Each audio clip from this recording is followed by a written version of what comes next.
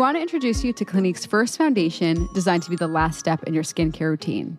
Even Better Clinical Serum Foundation is formulated with 3 serum technologies that visibly reduce dark spots, brighten, and hydrate skin. This one's really a game changer. The first time I used it, I realized I had to stop thinking about this product as foundation. It really is the serum. It's the serum step in your skincare, but it also has the tint so you don't have to do the foundation step. The serum is legit. It has vitamin C for brightening, and that's what I really noticed a big difference with. It's also hydrating, so you're getting brightening, hydrating, and it's smoothing. It helps to sort of retexturize with a little bit of salicylic acid. Oh, did I mention the UV protection?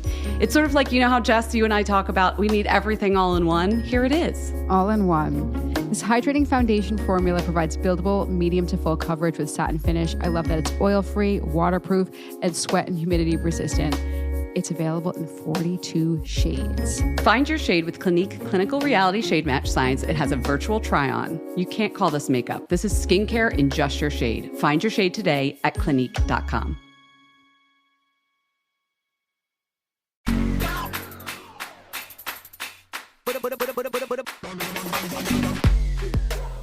Welcome. It's Fat Mascara time. I'm Jess. I'm Jen. We're back. We're back. It's so nice to be back in the virtual back in dude. The groove. We had a little time off. You feeling refreshed? We'll talk about that. Yes, I'm feeling refreshed. Okay. But let's talk about that next week when it's just you and me. You and me. I don't want to take away time from Terri's interview to be talking about us. Okay. I want to talk about Terri. We'll catch up later. Let's catch up later. Let's talk about Terri. I'm so happy she's here. This is a major guest. This was a really great interview. She's the founder of, she's a makeup artist, first of all, Terri Bryant. She's the founder of Guide Beauty, which we have talked about on the podcast. Probably, I was trying to think about this when it first came up, maybe, but we talked about it before, but she brought on Selma Blair as the chief creative officer of Guide Beauty. And it made a lot of noise in the industry, but Terri herself is such a powerhouse. We'll share the story of how losing her dexterity because of Parkinson's disease, inspired her to create this brand. And like I said, now she and Selma Blair, who revealed her diagnosis of multiple sclerosis in 2018, are working to change the game in the beauty industry and developing a culture of broader inclusion through universal design, which I thought I knew what it was, but she does such a good job of explaining it and educating. She is like a teacher's teacher kind of person. And this is a really great interview. So we hope you love Terri as much as we do. And here is Terri Bryant.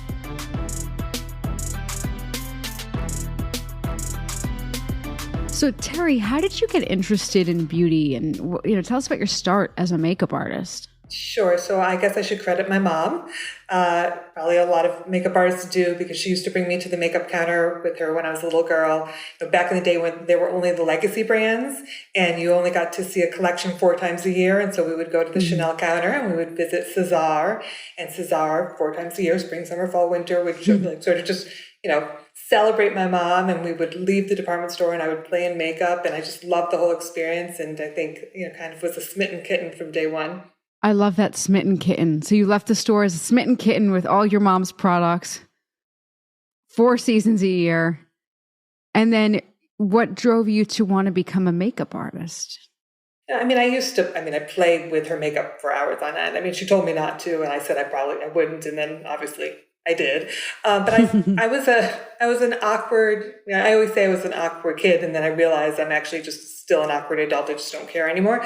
But as a kid, I sort of didn't quite know how to connect with people. So I would sit by myself for hours and play with makeup. It was just my form of artistry, right? Like instead of a canvas where you can only paint it once, and now I got to get a new canvas if it's acrylics or water paints. My canvas was my face. So it lent itself to playing for hours. I could create a look, I could wash it off, I could go, do the process over and over again. And I loved it. And that was sort of my little creative outlet and my little safe space. And 2 things kind of happened for me in that process. One is, as an awkward kid, part of the reason I was awkward is because I wasn't very confident and I wanted to be a lot of things I wasn't. And in the process of sort of playing with makeup, every time I would create something, whether it's like, I'm going to make my eyes look big and winged, I'm going to create these chiseled cheeks, I'm going to do whatever look I was creating or whatever feature I was celebrating, there was kind of this sort of understanding that started to sort of emerge, which is, if I love the look I'm creating, I should really love the canvas I'm creating it on. And so it was such a positive, empowering experience. I was like, I want to share that. And then people started to sit in my chair and I started to do makeup. And I think most makeup artists would sort of tell you they'd be hard pressed to find somebody you kind of couldn't connect with when somebody's in your makeup chair. So I learned how to connect with people. So I sort of had two moments. One, which was I was so thrilled that I was connecting, but also I was so passionate about what I was doing. And when people kept saying, I wish I could do this for myself, I was like, oh, well, I'm going to get into makeup artistry. I know how to do this. I understand the mechanics. I'm going to show you. And so I kind of just knew that that was going to be my path. I love that. What were some of your favorite jobs as a makeup artist, or like just most memorable jobs, even if it wasn't your favorite? It's a good way to put it. I kind of feel like it's hard to only pick one because everyone sort of had its purpose and had its moment. Mm-hmm. So, like my first job was behind a Chanel counter. One is because I knew I couldn't afford the makeup without working behind the counter. So I did that. But, I got the job also because that makeup artist, Cesar, who used to celebrate my mom 4 times a year, he helped me get my first job when I got to college working behind the counter. So that was an incredible experience. Christian Dior gave me the best mentor I've ever had in my life.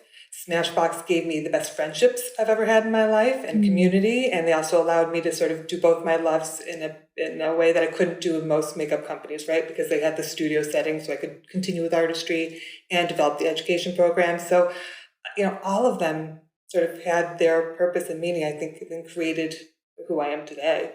You said you're using this word that I find really nice. You said like this makeup artist Cesar celebrated your mom 4 times a year.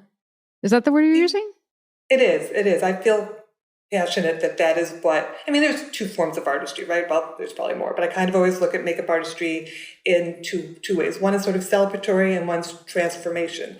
And transformation, which I understand that transformation could be a transformation in how you see yourself, but in terms of the actual techniques you use, I feel like transformation is very often this sort of let's play. It's this world of pretend. I want it, it's costume, it's make-believe land, right? Like sort of creating something that you're not. But celebration is sort of looking at somebody's features and saying, let's celebrate them. I want them to stand out. I want to make it about you, and I want you to see the beauty that's there in a way that you may not have otherwise. So I just feel like that's, it's just my favorite form of makeup artistry. And I think that's what most of us want out of our makeup on most days. And it lifts you. It's kind of, again, it's how we put ourselves together. It's how we walk out into the world. And I think sometimes people who haven't had the joy of being able to work in artistry that way or makeup artistry that way don't realize what it can do when you just do a little something to make your eyes just sort of sing and you're like, oh, yeah, I do feel a little better about myself today. So I think celebratory makeup is it's just the way that I love most people to experience the world of makeup. You were lucky enough, I think lucky, to have this education part of your career. You worked with brands where people come in, they want to be either transformed or celebrated, but they want to know how. So they need your help to know how, that whole education aspect of it.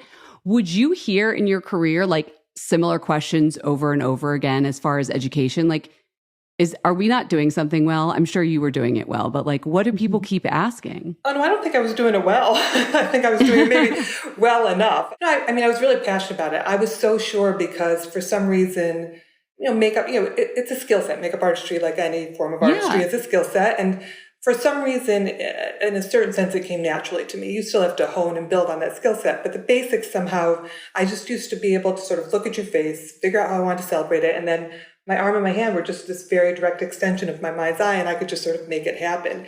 But I don't think most people have that experience, right? Yes. and so I just thought, well, if I can do it, and I could teach it to you, then you should be able to go home and do the same thing. What I was missing is, it's one thing to understand the steps and techniques that it takes to get from point A to point B, but it's very different to go home and then have to execute it. I used to talk about years ago, we had this, do you remember Bob Ross? Mm-hmm. Of course. Okay, so big hair. So we had a Bob Happy Ross. trees. Happy trees, yes. Okay, so I can't create happy trees. I create sad little pathetic bushes. I cannot do it. And Bob Ross was brilliant at telling you that, like, you use this brush, this is the color, this is the technique, you stipple here, you dot here. And I was like, I get what you're saying. I think I'm doing it, but my photo picture doesn't look like your painting, right? My painting and your painting look nothing alike. I just couldn't execute, even though I understood what he was saying. And I think that makeup artistry is the same. There's just certain techniques that are inherently more challenging to do. And I think we have made people feel like they should just pick up the brush, whatever it is in their hand, and just make it happen. And that's not how it works. Yeah. That's a really good point. You said that you thought of your hand as like this extension of your mind, which is fascinating because I think a lot of people don't have that skill set. But I also know it's a big part of your story. And then that changed for you as you had your career when your hands kind of weren't doing what your mind wanted anymore. Can you tell us about that story? Yeah, sure. So, I always think there's probably moments that happened before this, but I have a very distinct memory that, I was on set. I was doing makeup for somebody it was a look, it was like fresh, clean, pretty, super simple, a look you could knock out in 20 minutes, You could knock out in 20 minutes, right, but yes, go on. Okay, so I could knock out. At the time, I could knock out. And it was with a model I'd worked with before and a crew I'd worked with before. And so should have been easy breezy. And like 20 minutes passed, 30 minutes. I'm now heading into 40 minutes. And I just kept thinking, something feels odd here. Like I just couldn't do it quite right. Like I didn't have the same level of precision. I just kept saying, at first in my head, like there just felt like a little disconnect. And at some point, I knew it was coming. Eventually, the model, in a nice way, was like, "Girl, what the hell's wrong with you? Like, why?" I'm like, I don't know. But I got through the day. We wrapped it up. It was all fine. And I thought, well, all right, that was terrible, but let's ignore that. And I did for a while. But that little, what I just kept describing as a disconnect, which was just enough of a disconnect that it was making me hard to execute on the level of a professional makeup artist, started to just progress. And I started to find myself sort of pivoting a little in my career. Like if you called me for Fashion Week, I'd be like, oh no, I'm not doing that. Because I sort of, without knowing what was going on, I thought it's going to be fast paced. I'm going to have to knock out a lot of looks real quick. But maybe if it's a one-day shoot, a simple look, I'll take that one. And I started doing more education, and I just was sort of changing my career path a little bit, not knowing what was happening. Over the years, other symptoms started to show. So the disconnect in my hand all of a sudden started to present as like stiffness and pain in my shoulders, and all these weird things were happening. And I was going to doctors over the years, and they're like, well, you're just getting older. And I was like, well, that's a terrible thing to say to me, but okay.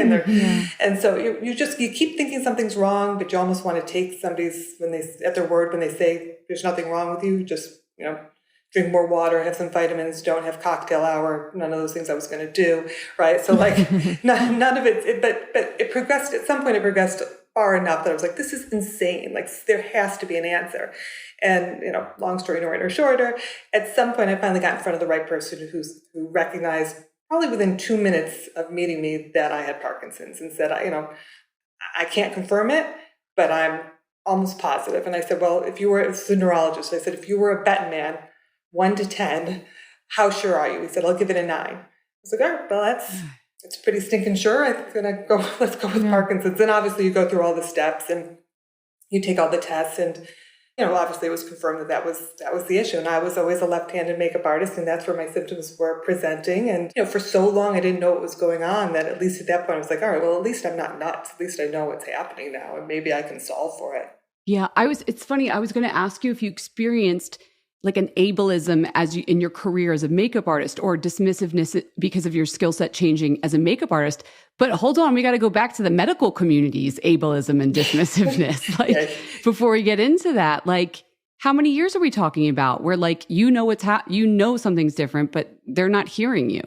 I mean, it was a slow progression. My sort of symptoms still are fairly slow, but I'm going to say sort of light dipping my toes in the water, asking if something was wrong, was probably 10 years before I got a diagnosis. And then... Yeah. So 10 years of like doctor hopping, and 10 years of... Yeah, 5 years of of going to people saying, real experts would say things like, you're just not in good enough shape, and you should go stretch more, and you should exercise. And I was like, all right, I'll try all these things. But yeah, it was a long time. I think people can be very quickly dismissive. Not that young onset Parkinson's doesn't happen, but I didn't match the demo for them. They expected me to be older. They expected the shaky hand, which at that time I didn't have any of that. I just kept saying, there's a disconnect in my hand. I feel like my fingers aren't moving sort of independently from each other the way they used to. I can't perform makeup artistry with the same precision. Those are big for me. And they're like, those don't sound like anything, right? They didn't identify those as being big enough issues to really pursue. And then when I started getting pain in my shoulders, I was like, so you got to listen to that. This is pain. I'm in pain. And they're like, well, again, that's just because you probably need a chiropractor. You probably need a physical therapist. You probably need to exercise more. So they just weren't hearing it. And so I think it happens a lot. I feel like I'm guilty of that too. As you're talking about like what Parkinson's looked like or whatever, I'm thinking, what does a makeup artist look like? Would I picture someone who's starting a beauty brand and being a makeup artist to be someone who has Parkinson's? Probably my brain wouldn't have gone there. And here you are, like, defying my stereotype and my expectation, which is pretty cool. It's good to remember that, like, people do that all the time, and you're one of them. So tell us about tell us about how, like, you're dealing with a big health condition, but you're still working. Did you experience, like, changes to your career because of this? Sure. Yeah. I mean, I certainly was, my career was shifting for a long time, right? Like, I had been running parallel paths in my career. I was doing the makeup artistry and the education. So I was like leaning more into the education, but then I was also going on like QVC and HSN. And by the time I got my diagnosis, I mean, I found myself kind of trying to play the game a little bit, thinking if anybody finds out, I'm not going to have a job anymore. Who's going to hire the makeup artist with Parkinson's, right? Like, so I'd say things like, it's cold in here today. But can you know, I think that's important for you to, like, explain a little bit more. Like you said, who's going to hire the makeup artist with Parkinson's? Like, yeah, there's the obvious, like, things that you're suggesting, but I'd love you to, like, explain that a little bit more. What were you afraid of? I was afraid that the moment that I shared, well, certainly for what I was doing, like at that point, I was doing also a lot of on-air work. I was presenting for brands on broadcast retail. And so even though I could pull it off at that time, I think my thought was the minute they know, I'm not a long-term plan for them, because they're going to think that, you know, it could be tomorrow that she can't hold a brush in her hand. She can't get the eyeliner on the model's face. So I'm not a good investment for a company at that point. And so I was scared to say anything, especially when I didn't know what was going on. But then once I did know what was going on, I was like, all right, well, yeah, I don't know which one, in some ways, which one's worse, which one's better. The good part about getting the diagnosis is I felt like I had an opportunity to take control over it. Yeah. I mean, I always say that Guide Beauty in a way was born the day I got my diagnosis. I almost ran home with tunnel vision thinking, well, you know, now I know what's going on. Maybe I can actually solve for this, because I now know more about Parkinson's than I ever thought I was going to know in my lifetime. And it's, you know, people know what they're exposed to. And, you know, I think we see examples which happen, but everybody's sort of journey is different. We're all more or less able throughout our lives in many different ways. And I just was like, I'm just going to work in the moment. I know where I'm at today. So let me see if I can solve for what's happening today. And I started to work on prototypes to keep myself in the game. And really, like, what was that gap of time between your diagnosis and Guide Beauty and thinking about the line? Yeah. So, I mean, it started in some ways a little bit selfishly. Like, I came home from that doctor's appointment. I was like, all right, pulled out my makeup kit. I pulled out my husband's toolkit. And I was like, I understand the mechanics of good artistry. I sort of like, I felt at the time, certainly the biggest things for me was I just intuitively understood that grip was becoming an issue. Stability was becoming an issue. So I thought, well, maybe I could start building these things into the tools. I was breaking things apart, rebuilding. At some point I had, at the time, it looked like a little finger puppet, and it had one of those little mascara balls on it. And I was resting it against my cheek and kind of blinking into it. And I looked at my husband. I was like, oh, honey, look at this. Like, this is so easy. Like, this is crazy easy. Not only is this easy for me now, but wouldn't this be like great if I had this for all the thousands of people who sat in my makeup chair and said makeup isn't easy for me? And oh shit, then you get this light bulb moment of, now I'm excited. Like, now obviously not the best news in the world, right, to get a health diagnosis like Parkinson's, but like now all of a sudden it's like maybe something brilliant and beautiful is born in this moment. Now it's beyond me. Did I just sort of figure out something I could never have figured out before? Like, I always thought I could teach somebody how to apply makeup because I was an expert. I never knew what it felt like not to be the expert. So I found myself in this unique white space, right? What if I could start thinking through that lens? That's interesting. Right? And then, so at that point I worked for about 6 months on my own creating prototypes. And then the game changers, we actually partnered up with a design team that specializes in human factors engineering and inclusive and universal design. And that was the game changer. Like, at that moment, I was all in.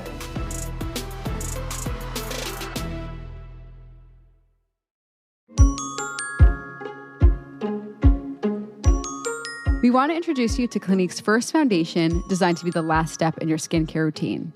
Even Better Clinical Serum Foundation is formulated with 3 serum technologies that visibly reduce dark spots, brighten, and hydrate skin. This one's really a game changer. The first time I used it, I realized I had to stop thinking about this product as foundation. It really is the serum. It's the serum step in your skincare, but it also has the tint so you don't have to do the foundation step. The serum is legit. It has vitamin C for brightening, and that's what I really noticed a big difference with. It's also hydrating, so you're getting brightening, hydrating, hydrating, and it's smoothing. It helps to sort of retexturize with a little bit of salicylic acid. Oh, did I mention the UV protection? It's sort of like, you know how, Jess, you and I talk about we need everything all in one? Here it is. All in one. This hydrating foundation formula provides buildable, medium to full coverage with satin finish. I love that it's oil-free, waterproof, and sweat and humidity resistant. It's available in 42 shades. Find your shade with Clinique Clinical Reality Shade Match Science. It has a virtual try-on. You can't call this makeup. This is skincare in just your shade. Find your shade today at Clinique.com.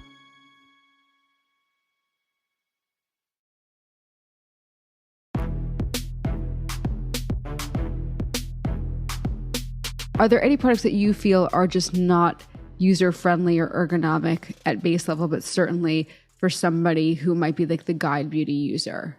Because I'm looking at them like I'm with fresh eyes and I'm like, they're all just sticks. No, on the eyelash curler, you put like someone who doesn't know makeup, they think it's a torture device. Oh yeah. I don't like it. If a makeup artist, I mean, not that I'm in a makeup chair every so often, like I'm not, but like if I'm in a makeup chair and someone's doing my makeup for like an event or something and they have an eyelash curler, I'm like, yeah, bro, I'll do it. Because it's like, it's scary. It is scary. We're like, if you think about it, like here's, whether it's a lash curler or putting on false lashes or getting tweezed or like coming in with liner, like here's this sharp pencil. I'd like you to come really close into your eye and draw with precision. Don't poke yourself. Like, and the truth is most tools are not built with any kind of stability in mind or grip or stability. So we're coming in freehand. We approach makeup artistry like we're in development. A lot of ways we approach all other types of artistry. And so anytime you're free-handed, you're vulnerable. So, you know, if we can build those design elements and those human factors needs into products, then it makes it easier. So I would say most things are not designed with a level of ease and access that not only would allow people who have never been invited into the beauty space before to be here, but also make it easier for those who are already here. Because the truth is, when you are fully able-bodied, you will make do with designs that are less than, because you'll figure out ways to manipulate and work around it. I mean, think about the next time you do your makeup or you watch somebody do their makeup, we're always looking to accommodate for flaws or what's lacking in a design. You know, we're always resting and grounding and trying to find ways to get our hands steady on our face because, again, not everything's easy. So if we could, as much as possible, build those things in, again, you know, it becomes a smarter design process. Factor in for everybody and you get better product, better processes. Absolutely. You use the word universal design, which I see often with like capital letters. What is that? Yeah, so I probably put it in capital letters everywhere because I love it. I had no idea what it was until I started the development process and working with our design team. But, you know, inclusive and universal design, I mean, they're sort of sisters. They're slightly different design processes, but, you know, the outcome is accessibility. But at the core, universal design says it's when you factor in for the greatest needs, when you bring, you know, cast the widest net possible, bring everybody to the table in your design process. Again, not only do you create products that allow access to somebody who didn't have it before, but you create better processes for the whole and products for the whole. So there are lots of universally designed products out there that we use every day that we don't even realize outside of the makeup industry. So for example, like the remote control for your television. So the remote control for the television, which is kind of more of on the inclusive side, was first created for people who had mobility issues, who couldn't physically walk across the room to turn their TV off and on, right? Oh, yeah. But if you, right? No, so, I didn't know that. But yeah, I didn't think about that. I'm ashamed. Yeah. But it's mind blowing because if you think about it, like, I mean, I was laughing with my brother because when we were kids, we didn't have remote controls for our television. And now if you gave me a TV without a remote control, I don't even know how to turn the thing on. Like, I don't even know where the button is. Like, it's become expected. It's so much easier for all of us. But as kids, we used to take turns who had to change the channel or turn the volume up and down. And then eventually we got so lazy, like we'd grab like rocks and like balls and try to throw it against the TV to see if we could hit the button. And like, that's how, I mean, it was only like 2 feet away from us, but that's how lazy we were. But like now we're like, oh, this is awesome. Like if somebody said, get up and turn the TV off and on, you'd be like, oh, screw yourself. I don't have to click. But no, you don't bother always making those changes until you sort of seek out exclusion, solve for it. And when you do that, it becomes more, it's just brilliant. It's like, oh, great, this is the right thing to do. Shouldn't we all be able to use one product the same way? But just made everybody's life better. And there's so many products out there that we just don't even realize are designed through that lens, I'd like the makeup industry to start doing the same.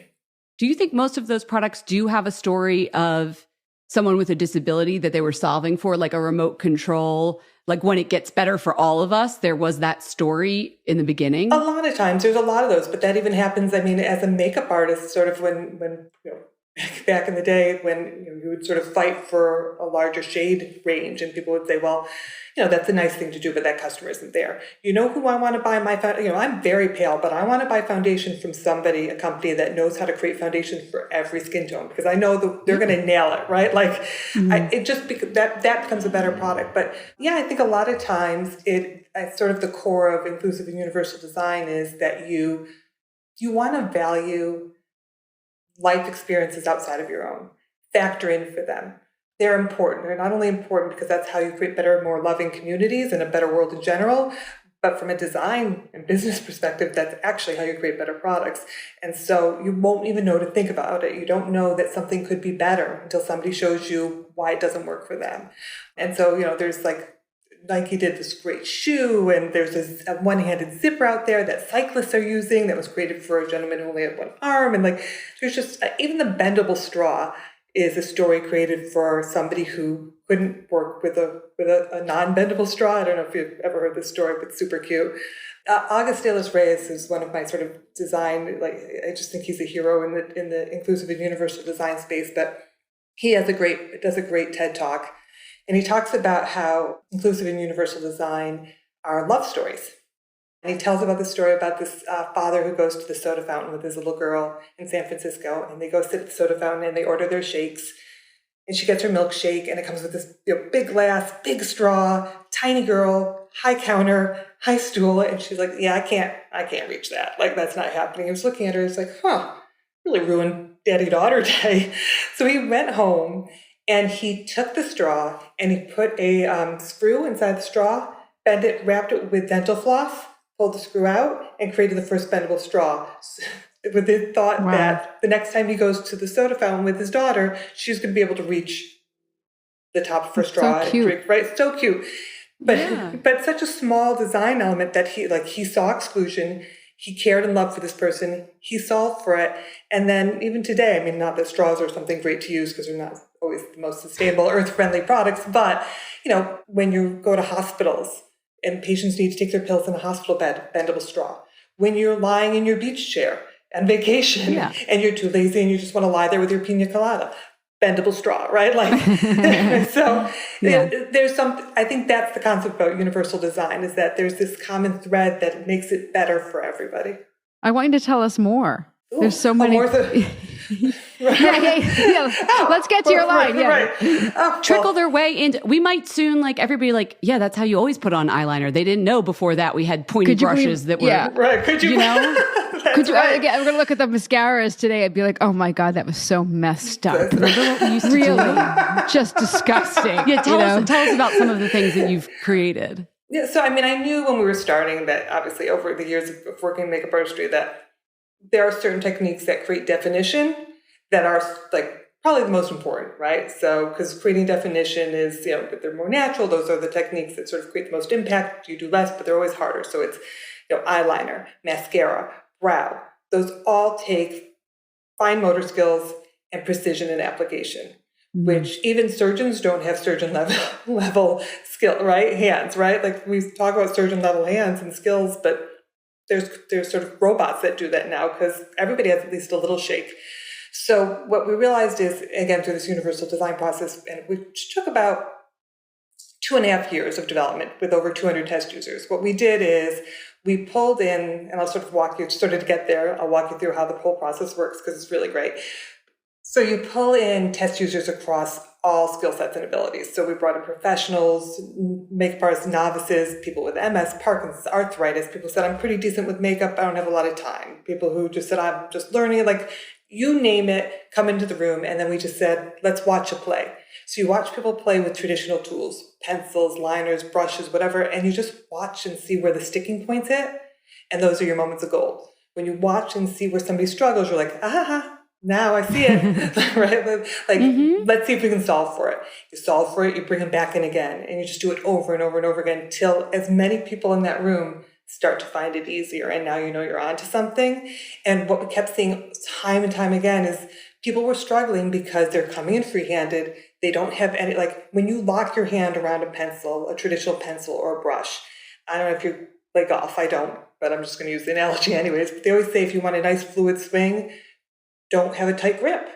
And it's the same with makeup artistry. Anything that's sort of a small cylinder, which as you sort of, you recognize sticks, right? Like sticks, they're sticks. You lock on tight and then you lose a great level of ease and fluidity and motion all the way up the arm. So it doesn't make it as easy to apply as it should. The minute you can open up the hand and soften the hand, you're going to have an easier time applying. But then there's also no way to ground and steady. So if you think about eyeliner in general, there's like a few forms, but let's just go with the ones that most people would say pencils are probably the easiest, right? At least traditionally. The challenge is you're never going to get the same level of precision that you might like because inherently the minute you touch your eye, you dull the tip, right? And so it's impossible to like it would take you 12 years to sharpen the tip, do a little dot and dot it across your eye. It just doesn't make sense. So that's why liquid liner is so popular. You get the precision. But liquid liner is a disaster. It's really hard to do. So we thought, well, what if we could get the precision of the liquid with the ease of the pencil, but then one-up it and create a level of stability and control and application that would help guide your hand and allow you actually to steady your hand and guide your hand so that you can drop the tool against your face before you even start applying. Because that's the other thing. If you go to apply your liner with a traditional sort of pencil or brush or liquid, then you have to start applying first. And so if you land in the wrong spot, you're screwed, right? Like you land too high, you have to commit. You're committed. You're committed. That moment is terrifying. Right. It's terrible. You're like, and I just started too high. Now I was going to do a tight line. We're going with a wing today, right? Like it just, you're in. You're all in. Wherever you are. Are you in my bathroom? Are you in my bathroom? I've seen it 100 times. Yeah, I mean, it happens to all of us. And even for makeup artists, most makeup artists will tell you that it's easier to apply to somebody else than to yourself. You lose a great level of perception when you look in a mirror. It's almost impossible to do makeup as well on yourself as it is on somebody else. But so this way with like the guide wand, now you can ground steady. You can find your footing. You're like, oh, I can see exactly where I need this to drop before I even start touching my eye, and then work from the right point. So whether it's a thin line or a thick line, you've got control before you start. And so your starting point ends you at the right finishing point. I don't know if that makes sense. It's probably hard to it does. Yes. This is clearly why you're in education. Guide. You've got a guide. You got a guide, hence guide, exactly. What do you call your tool that you invented for eyeliner? So for eyeliner, it's the guide wand. And the guide wand, it's an elongated handle, and you hold it, instead of holding it sort of horizontally, you hold it vertically, so your arm is closer to the base. It has resting points for your fingers. It has resting points for your cheek. It has a soft, flexible applicator tip that has a window so that you can see, so that you're not blocking your view. It's a soft, the soft flexible applicator tip is more comfortable. It allows you to tight line. You can even get under the lash base super easy. So if you ever want to get that invisible liner, nothing's easier when it comes to invisible liner than the guide wand. And I normally don't toot my own horn, but I got to tell you, I think I need that. Line, it's brilliant. The first time I watched a video, I was like, these people look like they're having fun. Like, of someone using the guide wand. Because it didn't look painful and tortuous. It just looked like, oh, natural. I mean, that is obviously, at the very core and heart of it all. Like the idea that somebody would not enter the beauty space because they were intimidated or it just didn't feel fun or joyful. It was like heartbreaking to me. So the idea that somebody could come in the space and know that they were thought of, included, and then get there and have fun while they're doing it. And a lot of this is also taking a little pressure off yourself. Anytime you do anything new, there's going to be a learning curve, right? Like it's the reason I didn't get into hair. I got into makeup. Like once you cut somebody's hair off, what am I going to do? See in another 6 months before I can fix it? But makeup, just wash it off, start again, build your confidence. It should be fun. We heard that from a facialist recently. He was like, I had to stop doing hair because you could really screw someone up. That was so funny. During lockdown, I took out my mom's hair. It was not a pretty picture. She didn't talk to me for several weeks. So, oh God. It was not good. I was like, I can figure it out. I couldn't figure it out. Stick to the makeup. Yeah. What other industries do you think could benefit from like the guide treatment? the truth is every industry and every human. That's probably a silly question. I mean, yeah, of course. Nothing's like, we've got this. Yeah, the world needs to be more inclusive. Yeah, no, it's not a silly question. The thing is that it also takes a shift in perception, right? Because I think what has happened in our industry and most industries is this sort of strange, and I'll just speak to the beauty industry because it's the one I know the most, right? Is that like, for so long, people have assumed that it's like an us and them moment. We're either creating for some sort of perceived norm, who the industry has defined as the customer, or which is limited and odd, or everybody else. So I'm creating for you, who I just have to determine is everybody, the core and who's going to shop, and everybody else will create something different. And universal design in this perspective says, cut it out, right? Like, we're not designing for us and them. We're just designing for we. Just include everybody together. It makes for better product and better process. It's kind of mind blowing that it's taken so long for us to start getting there. But I do see, industries and people starting to see it. But we, again, I wasn't part of the solution for a long time myself, right? Because I didn't know any better. So, well, it's funny you say like beauty companies say like the customer, and to every brand, the customer is probably something different. Just in my experience, I feel like every brand has their own like vision of who their customer is, and their own like idealized vision. But every brand, like, there's not one brand who isn't talking about inclusivity. Yeah. What does that mean to you? Yeah, I mean, it's funny. I just going back to the customer. I mean, I certainly remember over the years being in rooms where, as a company, you had to define who your customer was, like down to one single human being. Her name is Emily. She drives a BMW, but it's not the high end. It's the entry series. She's going to work in PR. She's working her way up the ladder, but right now, like, she likes to go out on Wednesday nights with her girls and watch and then every decision you made in life, whatever department you worked in, you're like, what would Emily think? I'm like, it's so funny. What the fuck is I've been Emily? in those discussions. Just us too. We know, right? I know. I'm laughing because that's what I'm saying. Like, they all have this very specific vision of their customer, but they all want to be inclusive. But inclusivity is, in my experience, it's very vague. It's very vague. They're very specific about the customer, but they're vague as hell with inclusivity. Yeah, and not every brand. I'm being a little mean. Sorry. I feel like I'm no. And the truth is, I think that most people have good intentions. And it's probably easier because I started off I jumped off at this stage, right? A lot of companies are already existing and beautiful and have done wonderful things, and now trying to figure out how to sort of change and figure out how to make this happen. For us, inclusivity it's a design process, right? Like, it's a method to create accessibility. I mean, that's what inclusive design is, right? Like, it's inclusive and universal design. It is a method, and at the end of the day, the outcome is accessibility, and that's what we want. And so it just means, again, look around you. Like, in the process, actually, I'm a little all over the place, but in the process, people always said, like, how did you know your customer was, like, who's your customer? I've been in the meetings too, like, tell us who your customer is. I'm like, I'm not defining a customer, I'm defining a community. I don't have to tell you who the customer is because they actually were part of our development process. I knew from day one, you always know if you hit it right because your community is building your products. It makes your life a lot happier, a lot easier than trying to create something and then convincing who you think is your target to come on board. It's just, it takes a step back, and it does take a change in thinking, and it takes time, and it takes money. So, I mean, in all fairness, it's a process. But I also think part of that process is a change in narrative and perspective, that people have to understand. We have to close that gap and stop with the us and them development. Like, it's either I'm either creating for able-bodied, or I'm either creating for this sector, or I'm creating for somebody else. Like, just start shifting that thought process, and it'll come together. Did they ever, when I say they, I guess just mean like people who you've had to try to convince, whether it's to like get money or retailers or whoever it is, like, are they having trouble believing, or are they questioning whether or not the customer like exists? Or is it like, we just don't understand who this is for?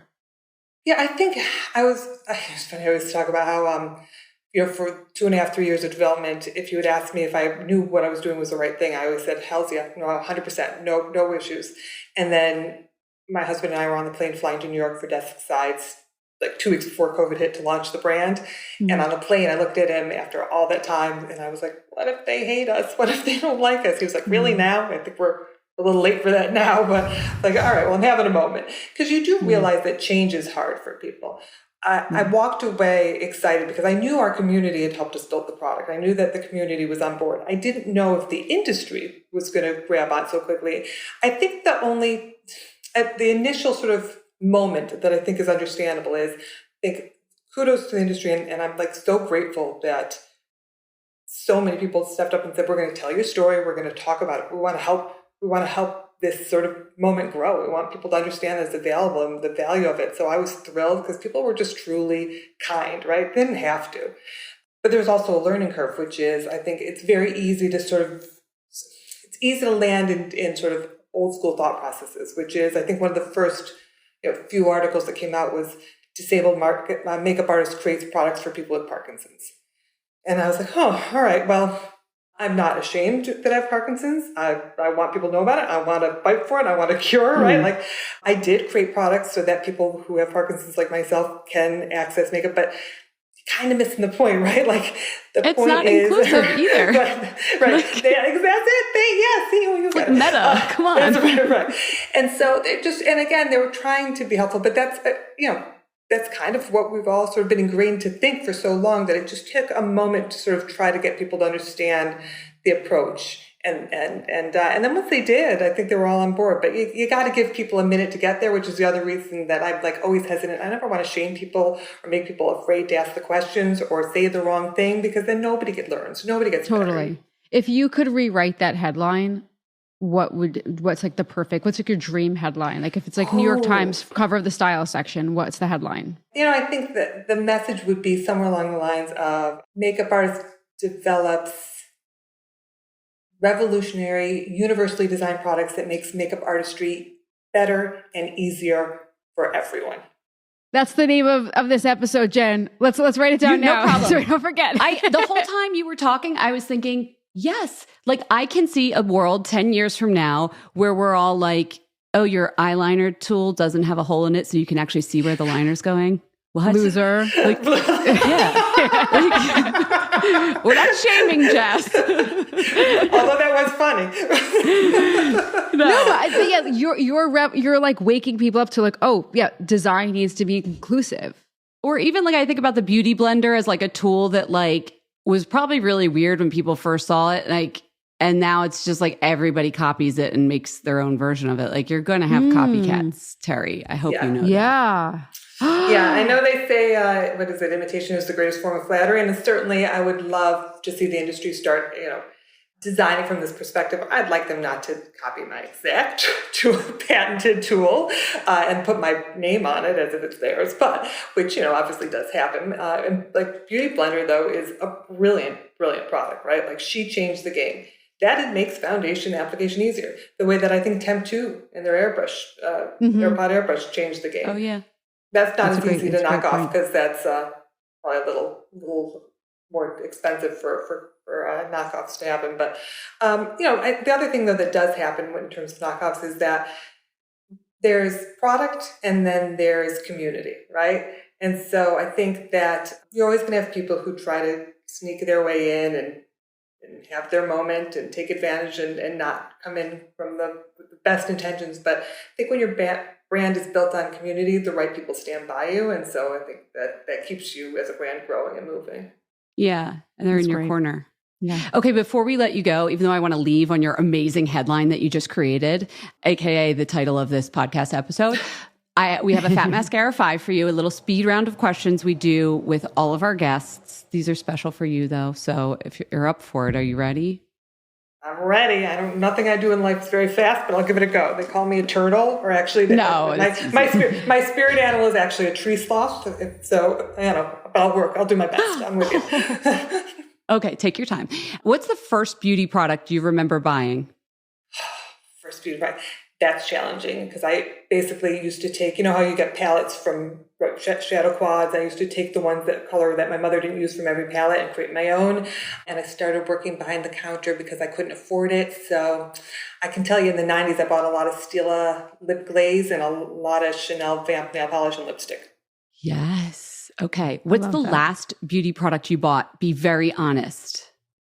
I just bought about 500 false lashes. Which brand? It was a hodgepodge. A lot of them were from Kiss. Oh, okay. What's the makeup look or beauty trend that you just can't get into, that you see out there and you're like, not for me? Oh, you're smiling. She has an answer already, and you better say what just came to mind. I'm going to say it only because I get asked to write a lot about trends as they come up and my thoughts behind them. And usually I can find a reason or a purpose for all of them. But I have a real hard time getting behind the end of last year when everybody was doing the lube as face primer. Not okay. I can't find one reason to tell somebody to do it. I can't. I'm out on that. Okay. I hear you. What's the makeup look or trend that will always be in style for you? For me, I mean, fresh, clean, pretty is always in style. And then a classic red lip is always going to be in style. Okay. And how do you relax at the end of the day? I meet my husband out on the patio with our dog, and we grab a cocktail and we just look at the lake and chit chat about our day. Okay. What are we drinking? What's the cocktail? I say martinis, but I think they're really actually Gibsons because we use cocktail onions instead of olives. But we call it teeny time. But that's why it can only be one, because if you have two, then teeny time turns into what we call meany time. So you got to keep it down to one. Teeny time, the dog of you, the lake, and your pseudo martini. Exactly. Yeah, no, it's great. This has been honestly super eye-opening for me. This was awesome. I kind of rethinking like how a lot of things are designed in my life. And I'm like, yeah, why do we make do with that? Fix it, Terri. Slash other people. I'm not going to put it all on you. That's the other thing we do, isn't it? Like, we're going to make the person who has the issue solve the problem. Also, like, who am I? No. All right. But Jen, that's really, so true. It's 100% true. It's 100% true. You fix it. Yeah, that's terrible. Teach me about it. Like, I'm in. I'm all in. That's so messed up. No, not at all. I love it. I'm all in. I mean, obviously not all in on all of it, but I'm all in on most of it. At least in the beauty industry, I'm not done until. That's where we need you. That's where we need you. Yeah. Thank you so much for coming on Fat Mascara. We hope you enjoyed the show. It's your reviews and feedback that help us make the podcast even better. Head over to iTunes to rate and review us, or email your thoughts to info@fatmascara.com. We also want to answer your beauty questions and hear what products you love. To share a Raise the Wand product review or to ask a beauty question, email us at info@fatmascara. If you send it as a voice memo file, we can even share your voice on the podcast. You can also do that by leaving us a voice message. Our phone number in the United States is 646-481-8182. Thanks so much for listening.